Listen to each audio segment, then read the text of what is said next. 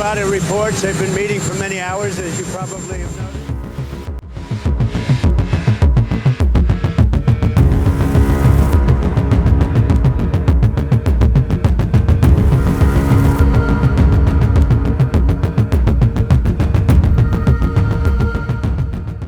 Ada satu kebenaran pahit dalam politik global yang sering tidak diakui di hadapan publik. Kesombongan kekuasaan tidak pernah dibayar oleh pemegangnya. Kesombongan selalu dibayar oleh rakyat, bukan rakyatnya sendiri, tapi rakyat di seluruh dunia yang tidak punya pilihan dalam permainan itu. Hari ini, Rabu tanggal 29 April 2026, kebenaran pahit ini sedang berlaku di hadapan kita semua. Donald Trump, Presiden Amerika Serikat, baru saja membuat blunder diplomatik yang bisa dicatat sebagai salah satu kesalahan strategis terbesar dalam politik luar negerinya. Politisi 79 tahun itu menolak proposal damai dari Iran, yang sebenarnya cukup masuk akal. Iran bersedia membuka kembali Selat Hormuz dengan syarat Amerika mencabut blokade naval di pelabuhan Iran. Tapi Trump memilih jalan yang berbeda. Dia tidak hanya menolak proposal itu, dia justru memerintahkan timnya untuk menyiapkan blokade Hormuz dalam jangka panjang. Dengan kata lain, Trump sedang menggandakan taruhan di meja yang sebenarnya sudah merugikannya. Dan konsekuensinya hari ini, kita di Indonesia yang menanggung. Harga Pertamax Turbo di SPBU Pertamina Jakarta sudah melonjak ke level Rp19.400 per liter, naik Rp6.300 dari harga sebelumnya. Harga Dexlite naik ke Rp23.600 per liter dari sebelumnya Rp14.200. Bahkan Pertamina Dex menembus Rp23.900 per liter dari sebelumnya Rp14.500. Sementara rupiah masih tertekan di level Rp17.245 per dolar Amerika Serikat. Akankah Trump benar-benar melanjutkan blokade Hormuz tanpa batas waktu? Apa yang sebenarnya membuat Amerika nekat melawan logika ekonominya sendiri? Dan yang paling penting bagi kita semua, sampai kapan dapur rakyat Indonesia harus menanggung kesombongan satu negara di seberang lautan?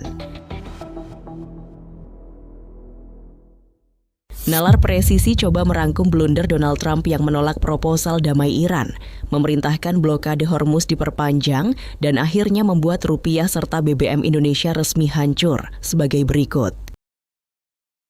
Jika kamu berpikir Donald Trump akan mengambil jalan keluar yang paling rasional dari konflik Hormuz, kamu mungkin perlu memikirkan ulang asumsi itu. Yang terjadi di Gedung Putih dalam 2 hari terakhir adalah bukti gamblang bahwa ego seorang pemimpin bisa lebih besar daripada kepentingan ekonomi negaranya sendiri. Pada hari Senin lalu, tanggal 27 April 2026, Trump bertemu dengan tim keamanan nasionalnya. Agendanya cukup sederhana, membahas proposal terbaru dari Iran yang disampaikan melalui mediator Pakistan dan Oman. Isi proposal ini sebenarnya sangat masuk akal. Iran bersedia membuka kembali Selat Hormuz untuk pelayaran komersial. Iran juga bersedia menunda pembahasan program nuklirnya ke tahap berikutnya. Sebagai gantinya, Iran hanya minta 3 hal: Amerika mencabut blokade naval di pelabuhan Iran, menyepakati kerangka baru untuk lalu lintas Hormuz, dan memberikan jaminan tidak akan ada serangan militer di masa depan. Tapi Trump menolak. Dengan satu kalimat keras, sang presiden menyatakan dirinya tidak puas dengan proposal itu. Dia menyebut Iran minta terlalu banyak. Dan yang lebih mengejutkan, hari ini Trump justru memerintahkan timnya untuk menyiapkan perpanjangan blokade Hormuz dalam jangka panjang. They're all very competent, all three. Those are three good, but they weren't meeting with the leader of the country. Pertanyaan yang muncul tentu sangat sederhana. Kenapa? Kenapa Trump memilih jalan yang justru memperburuk posisinya sendiri? Para analis hubungan internasional membaca beberapa kemungkinan. Yang pertama adalah masalah ego politik. Trump tidak ingin terlihat menerima syarat dari Iran karena akan dianggap sebagai kekalahan diplomatik di mata pendukung domestiknya. Citra pemenang yang tidak pernah kalah yang dia bangun selama bertahun-tahun lebih penting daripada solusi rasional. Yang kedua adalah masalah substantif soal nuklir. Trump dan kelompok hawkish di Pentagon ingin program nuklir Iran tetap menjadi bagian dari paket negosiasi. Bagi mereka, membuka Hormuz tanpa menyentuh isu nuklir sama saja dengan kemenangan setengah hati. Yang ketiga, dan ini yang paling pahit, adalah perhitungan strategis yang keliru.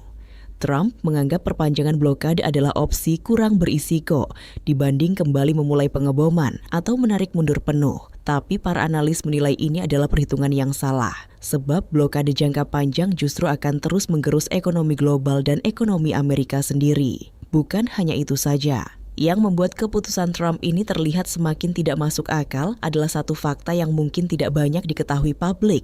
Berdasarkan laporan Center for Strategic and International Studies atau CSIS yang dirilis pada tanggal 21 April 2026, militer Amerika Serikat sebenarnya berada dalam kondisi yang oleh para pakar disebut siaga merah dalam hal persediaan amunisi. Selama 7 minggu pertempuran melawan Iran sebelum gencatan senjata, Pentagon telah menghabiskan hampir 50% stok rudal pertahanan udara Patriot. Lebih dari 50% persediaan rudal pencegat THAAD juga sudah ludes. Sekitar 45% rudal serangan presisi atau Precision Strike Missiles juga sudah terpakai. Bahkan rudal jelajah Tomahawk sudah berkurang sekitar 27 hingga 30% dari total inventaris. Bahkan ada satu fakta yang lebih mengejutkan. Direktur Badan Pertahanan Rudal di Pentagon, Letnan Jenderal Heath Collins, dalam rapat dengan Komite Angkatan Bersenjata DPR Amerika, menyatakan bahwa Amerika membutuhkan waktu bertahun-tahun untuk memulihkan persediaan senjata seperti sebelum perang. Beberapa pakar bahkan menyebut waktu pengisian ulang membutuhkan 3-5 tahun. Lebih mengejutkannya lagi, dalam 16 hari pertama operasi militer Operation Epic Fury, sekitar 4.200 amunisi pertahanan udara sudah dipakai. Bayangkan kecepatan konsumsi seperti ini. Dan yang lebih buruk, kapasitas produksi industri pertahanan Amerika tidak bisa mengimbangi tingkat konsumsi ini. Pakar militer Cina, Wei Dongshu, dalam wawancaranya dengan stasiun televisi pemerintah CECT, menyatakan tegas bahwa basis industri pertahanan Amerika tidak akan pernah bisa mengimbangi kecepatan konsumsi militernya. Ini adalah konteks yang sangat penting untuk memahami blunder Trump. Amerika sebenarnya sedang berada dalam posisi militer yang lemah, tapi Trump justru memilih memperpanjang konflik. Bahkan negara sekutu Amerika sendiri sudah mulai berkomentar dengan keras. Hari ini Kompas melaporkan bahwa Jerman menyebut Amerika dipermalukan Iran. Pernyataan yang sangat tidak biasa dari mitra dekat Amerika di Eropa. Dan Trump dilaporkan ngamuk mendengar pernyataan Jerman ini. Inilah potret kesombongan yang sedang berhadapan dengan realita. Trump menolak proposal damai bukan karena Amerika kuat. Dia menolak karena ego pribadinya tidak siap menerima kompromi. Dan akibat dari ego itu, dunia kini harus membayar dengan harga yang sangat mahal. Sekarang mari kita bicara tentang dampak nyata dari blunder Trump ini. Bukan di Washington, bukan di Tel Aviv, bukan di Teheran, tapi di Indonesia, di SPBU yang kita lewati setiap pagi, di papan harga yang kita lihat saat mengisi tangki kendaraan kita. Berdasarkan data resmi PT Pertamina yang dirilis hari Rabu tanggal 29 April 2026, harga BBM non-subsidi di Indonesia telah mengalami penyesuaian yang sangat tajam sejak tanggal 18 April lalu. Penyesuaian ini bukan sekedar kenaikan biasa ini, adalah lonjakan yang menggambarkan langsung dampak konflik Hormuz pada dapur rakyat Indonesia. Mari kita lihat angkanya satu persatu. Untuk wilayah DKI Jakarta dan sekitarnya, harga Pertamax Turbo melonjak dari Rp13.100 per liter menjadi Rp19.400 per liter. Itu artinya kenaikan Rp6.300 atau hampir 48% dalam hitungan minggu. Bagi pengguna kendaraan yang membutuhkan BBM beroktan tinggi, ini adalah pukulan langsung ke biaya operasional harian mereka. Untuk BBM jenis diesel, kenaikannya bahkan lebih dramatis. Dex Light naik dari Rp14.200 per liter menjadi Rp23.600 per liter. Itu kenaikan Rp9.400 atau hampir 66%. Sementara Pertamina Dex melonjak dari Rp14.500 per liter menjadi Rp23.900 per liter. Lonjakan yang sama tajamnya sekitar 65%. Yang paling memprihatinkan, kenaikan tidak berhenti di Pertamina saja. SPBU swasta seperti BPAKR juga ikut terdampak. Harga BP Ultimate Diesel melonjak dari Rp14.620 per liter menjadi Rp25.560 per liter, sebuah kenaikan yang sangat tajam. Bagi pengguna logistik, sopir truk, pengusaha angkutan, dan industri yang bergantung pada solar industri, kenaikan ini adalah malapetaka. Beberapa pengusaha truk di Surabaya sudah mulai mengeluhkan kendala teknis di SPBU. Antrean panjang di SPBU sudah mulai terlihat di berbagai kota besar Indonesia. Pertanyaan warga seperti kenapa harga diesel naik mahal sekali, sering terdengar di area pengisian bahan bakar. Yang lebih mengkhawatirkan, Menteri Energi dan Sumber Daya Mineral Bahlil Lahadalia sudah memberi sinyal bahwa akan ada penyesuaian harga BBM non-subsidi tahap kedua jika harga minyak dunia tetap tinggi. Pernyataan ini disampaikan di kantor Kementerian ISDM beberapa waktu lalu. Bagi pemerintah posisinya memang sulit. Pertalite tetap dijaga di harga Rp10.000 per liter. Solar bersubsidi tetap di Rp6.800 per liter. Ini adalah upaya besar untuk menjaga daya beli rakyat menengah ke bawah. Tapi beban subsidi yang ditanggung APBN semakin membengkak setiap hari. Dan kalau harga minyak dunia tetap di atas $100 per barrel selama berbulan-bulan, posisi pemerintah akan semakin tidak tertahankan. Sementara itu, rupiah kita masih tertekan. Berdasarkan data Jakarta Interbank Spot Dollar Rate atau JISDOR Bank Indonesia, kurs rupiah hari ini bergerak di level 17.245 rupiah per dolar Amerika Serikat. Pengamat ekonomi mata uang dan komoditas Ibrahim Aswaibi memproyeksikan rupiah akan tetap berada di kisaran Rp17.210 sampai Rp17.260 dengan kecenderungan tetap melemah. Mari kita lihat perjalanan rupiah dalam beberapa minggu terakhir. Pada tanggal 13 April 2026, JISDOR menyentuh Rp17.122. Saat itu rekor terlemah sepanjang sejarah. Pada tanggal 17 April, level itu kembali ditembus ke Rp17.189. Pada tanggal 23 April, rupiah melemah lagi ke Rp17.287. Dan pada tanggal 24 April, JISDOR sempat menyentuh Rp17.308 level yang sebelumnya tidak terbayangkan. Lebih buruk lagi, Lembaga Pemeringkat Utang Internasional Moody's baru saja merevisi outlook kredit Indonesia dari stabil menjadi negatif. Peringkat utang Indonesia masih dipertahankan di level BA2 atau satu tingkat di atas batas investment grade. Tapi revisi outlook ini adalah sinyal peringatan bahwa Indonesia berada satu langkah lebih dekat ke penurunan rating. Inilah yang oleh para ekonom disebut sebagai efek domino kesombongan kekuasaan. Domino pertama jatuh di Selat Hormuz ketika Trump menolak proposal damai dan memperpanjang blokade. Domino kedua jatuh di pasar minyak dunia dengan Brent yang sempat tembus $111 per barrel dan WTI tembus $100 per barrel. Domino ketiga jatuh di neraca perdagangan Indonesia ketika beban impor minyak membengkak. Domino keempat jatuh di pasar mata uang ketika rupiah tertekan di level Rp17.245. Dan domino terakhir jatuh di SPBU Pertamina di pasar tradisional kita, di warung-warung kecil yang menanggung kenaikan biaya distribusi. Pertanyaan yang paling penting bagi kita semua adalah ini, sampai kapan situasi seperti ini akan berlangsung? Dan apa yang bisa dilakukan oleh rakyat Indonesia di tengah badai ekonomi global yang dipicu oleh kesombongan satu negara di seberang lautan? Mari kita lihat proyeksi para ahli.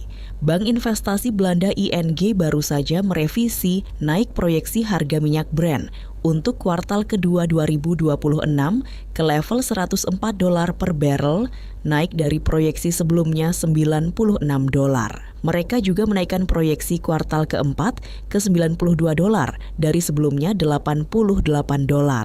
Sementara Goldman Sachs memproyeksikan Brent bisa menembus $90 per barrel di kuartal keempat. Andy Lipau dari Lipau Oil Associates bahkan memberi peringatan keras, meskipun konflik dihentikan hari ini juga, pasar minyak dunia tetap membutuhkan waktu 4-6 bulan untuk kembali normal. Itu artinya dalam skenario paling optimis sekalipun, harga BBM di Indonesia tidak akan kembali ke level normal sampai akhir tahun 2026. Dan dalam skenario yang paling realistis, ketika Trump terus memperpanjang blokade dan Iran tetap pada posisinya, beban ini bisa berlangsung hingga awal 2027 atau bahkan lebih lama. Bagi rakyat Indonesia ini bukan sekedar angka di koran ekonomi. Ini adalah realitas harian yang akan kita hidupi. Dampak pertama yang sudah terasa adalah pada biaya transportasi. Sopir truk yang biasanya mengisi Dexlite dengan 1,4 juta rupiah untuk satu tangki, sekarang harus mengeluarkan sekitar 2,3 juta rupiah. Selisih hampir 1 juta rupiah per pengisian. Beban ini pasti akan dialihkan ke biaya angkut barang, yang artinya harga sembako di pasar tradisional akan ikut naik. Dampak kedua adalah pada industri yang bergantung pada bahan bakar. Industri tekstil, makanan, minuman, manufaktur semua merasakan tekanan langsung. Beberapa perusahaan akan menahan produksi, beberapa akan menaikkan harga jual, dan yang paling buruk, beberapa akan terpaksa mengurangi tenaga kerja. Dampak ketiga adalah pada daya beli kelas menengah dan bawah. Inflasi diam-diam yang dipicu oleh kombinasi BBM mahal, rupiah lemah, dan harga impor tinggi akan terus menggerus dompet rakyat. Yang kelas atas mungkin tidak terlalu terasa, tapi keluarga yang penghasilannya pas-pasan akan kesulitan menutup kebutuhan harian. Lalu apa yang bisa kita lakukan? Pertama, secara individu kita bisa mulai dengan penyesuaian gaya hidup, mengurangi penggunaan kendaraan pribadi yang membutuhkan BBM beroktan tinggi, memilih transportasi publik atau bersepeda untuk jarak dekat, memprioritaskan pengeluaran untuk kebutuhan pokok. Ini bukan saran yang menyenangkan, tapi ini realistis.